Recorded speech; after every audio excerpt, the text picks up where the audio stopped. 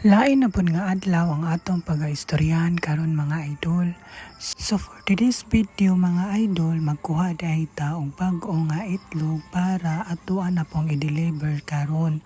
So kani nga ito nga akong i-deliver dahi mga idol, 2 to 3 trays ra gyud ni mga idol kay ginagmay ra maning atua. Pero fresh pagid kaayo ni mga idol, dili tay ni ma-stock og balik usa ka semana sa akua.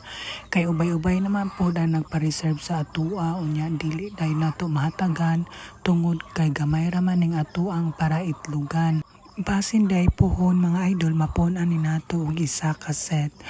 Balik data sa size mga idol. So kani nga size na pagyud kita sa XS, small ug medium. Kay 1 month pa man ni nako. Sa ako ang nahibawan magkadugay, magkadako kuno. So 1 month pa man ni nako. So gagmay pa gyud ni ang itlog.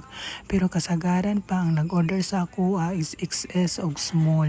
So nagpasalamat lang gyapon ko mga idol kay naa gihapoy mo kuha nako para konsumo ra nila.